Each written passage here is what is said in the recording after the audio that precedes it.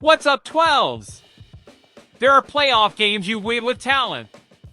And there are playoff games you lose with your head. Because when this rival lines up on the other sideline, it's not just about executing the game plan.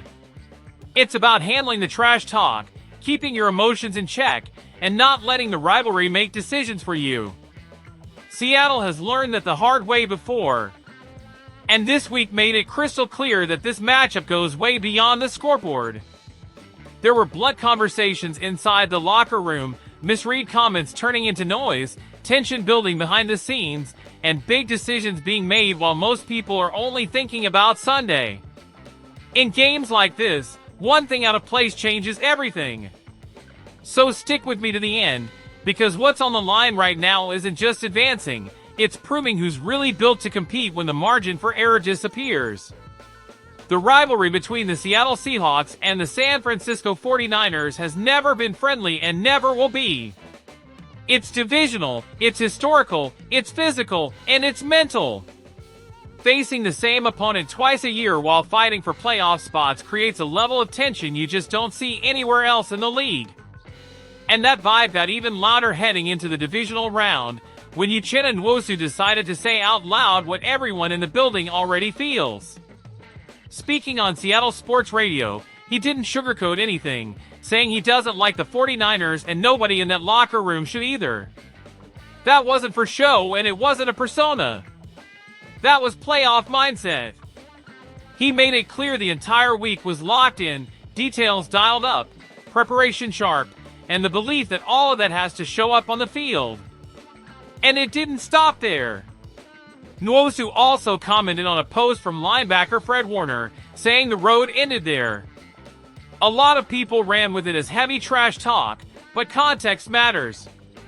The two played together in high school, they're friends off the field, and there was zero bad blood. Nwosu himself said he was surprised by how big the reaction got.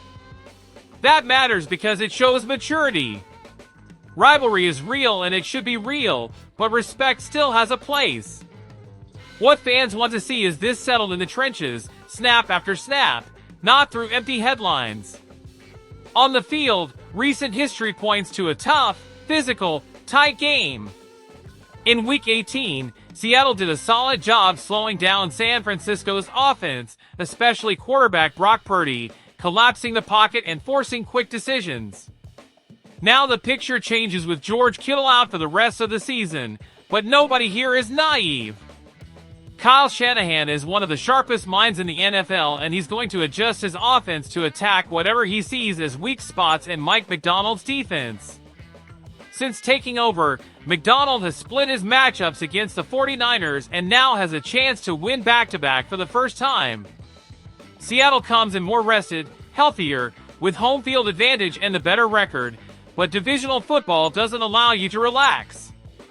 Too much emotion turns into mistakes, and mistakes in games like this turn into elimination.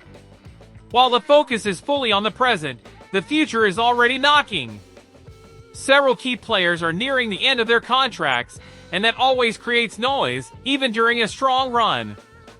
According to CBS Sports analyst Mike Renner, Seattle is in a great spot to retain core pieces thanks to its cap flexibility. One of the names he mentioned is Kobe Bryant. Renner believes Seattle will keep him, pointing to his versatility and the massive leap he made after moving from quarterback to safety. Bryant finished the regular season with 39 solo tackles, 27 assists, and 4 interceptions in 15 games. Those numbers reflect real impact on a team that currently sits atop the NFC. The logic is simple here: if it's not broken, don't fix it. Another important name in this conversation is Rashid Shaheed. Acquired via midseason trade, he brought something this offense didn't have in abundance: pure speed on the outside.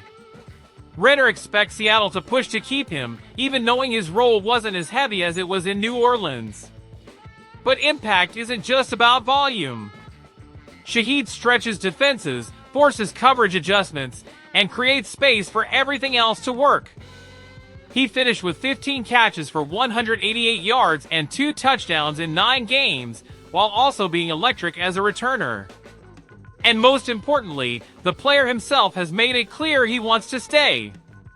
In an interview with Kay Adams, he said it feels like he was brought to Seattle for a bigger reason and that staying is the goal. If you're into real information, behind-the-scenes context, and actual analysis, make sure you hit that like button and subscribe, because this is exactly the kind of conversation we do here. And speaking of big decisions, not all major news comes from the field. The NFL is ruthless. Even teams at the top start getting picked apart before the confetti ever falls. Every year, successful coordinators and coaches become targets, and Seattle may be about to feel that pressure. Strong rumors suggest Clint Kubiak, the Seahawks' current offensive coordinator, could be the next head coach of the Atlanta Falcons, now led by Matt Ryan as president of football operations. Leaked sources believe this move has real traction, given Kubiak's ties to the Shanahan coaching tree and the clean fit with quarterback Michael Penix Jr. If that happens, the impact on Seattle would be massive. Kubiak was the architect behind the franchise's best offensive season in 2 decades. He took a middle-of-the-pack offense in 2024 and turned it into a well-oiled machine, finishing 2025 top 3 in scoring and top 10 in total yards. His work with Sam Darnold was especially impressive. He maximized strengths, masked limitations, and put Darnold in the MVP conversation during the first half of the season. Even with the dip in production and turnovers down the stretch, the offense stayed functional, consistently doing enough to complement an elite defense. In Atlanta, the challenge would be real, but so would the tools. Bijan Robinson is a physical freak, the offensive line is solid, and there's talent at the skill positions. If Kubiak can unlock the best version of Penix, the Falcons could quickly become a real problem in the NFC. For Seattle, the question becomes preparation. How do you replace a mind like that? Who takes over? How much of the system can realistically stay intact? Winning teams anticipate losses, they don't just react to them. When you look inside the locker room, what stands out most is alignment. There's no public noise and no sense of panic. There's focus. Players know exactly what's at stake now and what could be coming next. The coaching staff has balanced emotion and discipline, which is critical in divisional games. That kind of maturity doesn't just appear. It's built in weeks like this, through intense practices, long meetings, and leadership that understands what wearing this jersey really means. Seattle's defense is the clearest reflection of that. The physical identity is back, communication has improved, and confidence shows on tape. Pressuring without overexposing, shutting down the run, and forcing mistakes has become the norm. In games like this, it's not about highlights, it's about third downs, field position, and time of possession. Seattle has taken real steps forward there, something that was missing in recent years. At the same time, the offense has learned how to win in different ways. It's not always pretty and it's not always explosive, but it's efficient.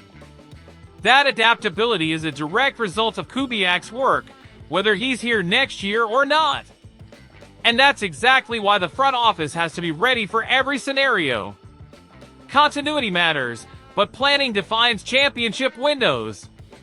At the end of the day, this moment sums it all up. Rivalry at full boil, a strong roster, key contract decisions, and potential coaching changes looming. Seattle is at that point in the season where every choice echoes for years. But now I want to hear from you 12s. What weighs more right now? The rivalry, the contracts, or the risk of losing an offensive brain? Drop your take in the comments, support the channel with a like, subscribe, and turn on notifications. This journey is just getting started for this hungry roster. Let's show the strength of this fan base. Go Hawks!